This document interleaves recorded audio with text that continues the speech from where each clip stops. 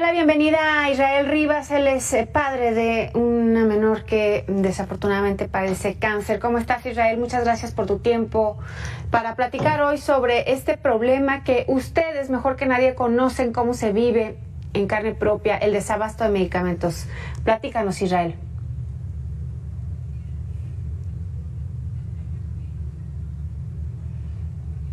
Hola Alejandra, buenos días, buenas tardes, perdón, es un gusto saludarte a ti y al auditorio, a tus órdenes.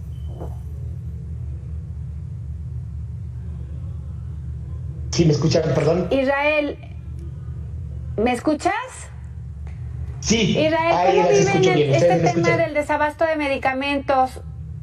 Alejandra, ¿ustedes cómo lo viven? Cuéntame, por favor.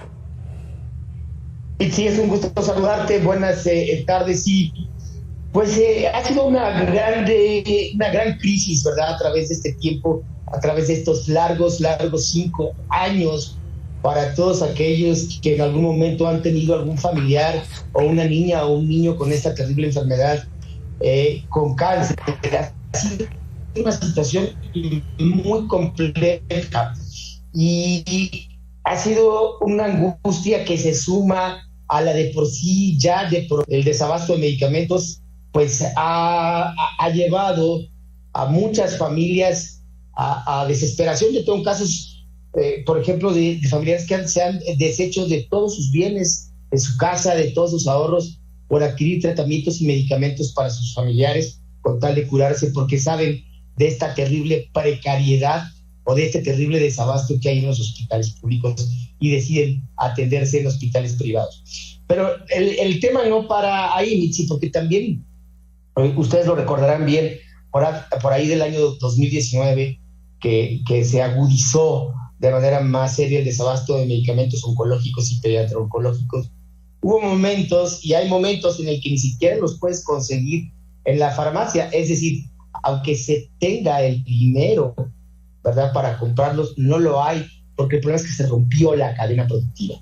Hay que tener claro que los medicamentos pediatro-oncológicos y oncológicos no se compran como comprarse aspirinas en la tiendita de la esquina o en cualquier farmacia, sino son medicamentos que se mandan a hacer, se mandan a diseñar de acuerdo a pues muchas características, depende del peso, de la talla, del tipo de cáncer, del tipo inclusive de semana en la que se está o el ciclo en la que se está de la quimioterapia. De todo eso va a depender la fabricación de ciertos medicamentos con ciertas características específicas para cada paciente. Esta puntada del presidente de crear una mega bodega, ¿verdad?, como si fuera una de estas megatiendas, así les ponen el nombre, ¿verdad?, me parece totalmente ridícula y me parece preocupante de parte del gobierno federal, porque no se ha establecido una política pública clara en el tema de la adquisición y en el tema de los tratamientos para enfermedades crónico-degenerativas, especialmente contra el cáncer. No solamente contra el cáncer, sino contra aquellas enfermedades que son o se consideran catastróficas porque causan un impacto muy fuerte no solamente en la salud, sino en toda la familia. Hay que recordar que cuando alguien padece esta enfermedad, se enferma toda la familia, y esto es una situación muy grave. A mí me preocupa la ligereza con la que se toma este asunto de parte de nuestras autoridades. Me parece indolente contra el presidente de crear una mega bodega, ¿verdad?, de medicamentos, cuando él sabe muy bien que esto no funciona así, que los medicamentos, sobre todo pediatro-oncológicos, que es nuestro caso, pues se mandan a hacer, se diseñan, tienen que tener, tienen una caducidad muy corta, por eso se mandan a hacer y prácticamente se pueden llegar a inactivar, depende del tipo de medicamento, en horas hay que suministrarlo. Inclusive hay uno como es la vincristina, que cuando se suministra, los tubos se forran de color negro, los tubos por donde pasa el medicamento, estos tubitos con el cual se le pasa a los niños o a los adultos y se canaliza, como es la vincristina, se forran de color negro porque la misma luz los desactiva. Entonces no es tan fácil como él dice, que va a crear una bodega y que van a estar todos los medicamentos disponibles para quienes lo necesitan. Esa es otra mentira más, ¿verdad? Porque si vamos en el recuento, se deshizo el Seguro Popular, que con sus bemoles funcionaba, se creó el INSABI. Nosotros ahí en el Senado les dijimos, si no funciona el INSABI, quién va a revivir a los muertos, ¿verdad? Se los dijimos, se los advertimos a los irresponsables senadores y diputados que aprobaron eso. Finalmente se hizo y los muertos ahí están, ¿verdad? Más de ya casi 4,000 niñas y niños muertos en este país porque no tienen sus medicamentos contra este tipo de enfermedad crónico-degenerativa, que es es el cáncer. Y finalmente, pues, crearon también esta adquisición de medicamentos. Recuerdo que hicimos hasta una huelga de hambre y nos dijeron, ahora sí va a haber medicamentos porque ya lo vamos a adquirir mediante la ONU OPS. Tampoco funcionó este sistema, ¿verdad? Fue un fracaso. Después, ahora se llama IMSS Bienestar y así, ahora una mega bodega, y parece que no hay nada serio. Parece que son puntadas, parece que son ideas, parece que son ocurrencias nada más, pero a quienes les pagamos por crear políticas públicas serias para nuestro bienestar, no es justo que estén experimentando con nosotros. El Frankenstein del INSABI pues fue un fracaso. Ahora la megabodega seguramente es así. Eso es porque cuando un mandatario cree que todo gira en torno a lo electoral, ¿verdad? O un gobierno gira en torno a todo lo electoral, ¿verdad? Las cosas no funcionan. Están pensando que son más importantes las elecciones que la salud de las personas. Y ese ha sido un grave problema en los últimos 5 años en este país, que todo tiene un corte ideológico, sobre todo en este tema de la salud, ¿verdad? En el que no debería haber cortes de tintes ideológicos y deberían de tomarse las cosas en serio responsablemente, comenzando por la ineficacia de tanto el secretario de salud como el subsecretario de salud, que uno parece que no existe y el otro parece que no le funcionan bien sus neuronas, así lo digo y lo subrayo, porque no parece médico, parece que solamente se dedica a justificar las decisiones del presidente de la República, que no es médico, es licenciado en ciencias políticas, no tendría que andar divagando en temas que pues él de una de otra manera no conoce a profundidad ni sabe mucho del tema. Podrá ser muy el presidente de la República, pero se nota su profundo desconocimiento en materia de adquisición de medicamentos, o bien hay una perversidad y simplemente pues no quiere invertir en cáncer, como nos lo dijo alguna vez el secretario de Salud, porque le sale muy caro, ¿verdad? Y la tasa de sobrevida es muy baja y prefieren invertir en otros ramos de la salud y dejar que la gente se muera por estas enfermedades a invertir en ella. Esa es la realidad y esta ha sido la triste realidad del peregrinar de cientos de miles de personas. Mitzi, adelante. Oye, parece que a los que les hace falta tomar algún medicamento es a otros personajes, ¿no? Sobre todo de la vida política de este país.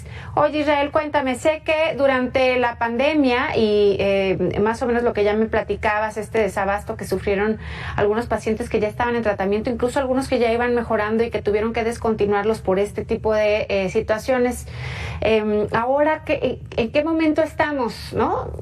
A pesar de las ideas que tienen desde la tril presidencial, ¿en qué momento estamos con el abasto de medicamentos especializados? ¿Se ha regularizado? ¿Algunos ya pudieron retomar el tratamiento? ¿Hubo secuelas? En fin, cuéntame de eso, por favor. Claro que sí, claro que sí. Ha habido situaciones muy complejas, ¿verdad? Y ha habido consecuencias drásticas, no solamente la pérdida de la vida. Hay muchos casos de niños que perdieron extremidades, que se quedaron ciegos, etcétera, que tienen efectos secundarios que siguen en tratamiento. Hoy el problema del desabasto es muy serio. Te voy a poner un ejemplo de una organización muy seria que se dedica a hacer un mapeo de qué porcentajes de recetas se surten en el IMSS, por ejemplo, en el Instituto Mexicano del Seguro Social. Y esto es una cifra alarmante. 6 de cada 10 recetas del IMSS no se surten. Entonces, esto es apabullante. Solo para muestra un botón. El ISSSTE anda por la misma cifra, 5 de cada 10 recetas no se surten en el ISSSTE. Ya no te quiero decir la cifra del Frankenstein del INSABI, porque ahí supera todas las barreras, ¿no? Algunos decían en estos estudios que 7, 8 de cada recetas de lo que era antes el INSABI no se surtían de manera adecuada. Y cuando digo de manera adecuada, es que los tratamientos y los protocolos dicen algo y marcan algo. Te voy a poner un ejemplo que es el que tengo más a la mano, es el que llevó mi hija Dana. El protocolo de mi hija Dana decía 120 semanas contra la leucemia linfoblástica aguda de alto riesgo. Y cada semana llevaba un conjunto de medicamentos, a veces podían ser 3, 4 o hasta 5 medicamentos en una sola semana. En la semana 15 va a llevar estos y estos. Cuando me refiero a que no se surten adecuadamente los medicamentos, es eso. Es decir, si en la semana 25 Tana tenía que llevar 4 medicamentos, solo se le suministraron 2, pero el protocolo está avalado por todo un estudio de investigación científica.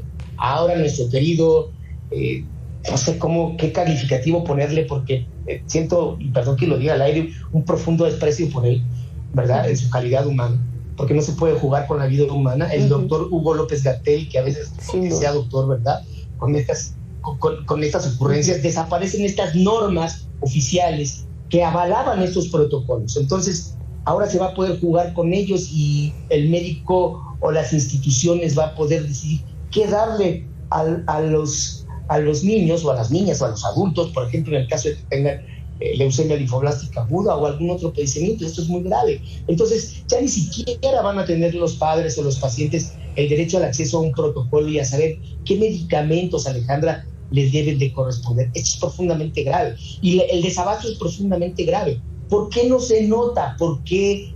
El mismo presidente lo reconoció el día de ayer, que sigue habiendo desabasto.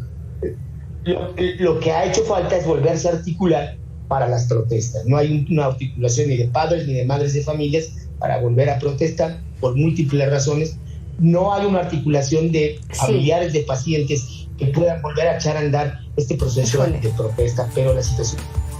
Pues, Israel, esperemos que estamos a 500 días de ver otra administración, ¿no? Por lo menos otro personaje, no sé si otro color, pero sí otro personaje. Esperemos que esta situación cambie y, por supuesto, sea en beneficio de los pacientes que siguen a la espera de una mejora. Gracias, Israel, por tu tiempo. Gracias, Alejandra. Un saludo aquí al auditorio. Muy buena tarde.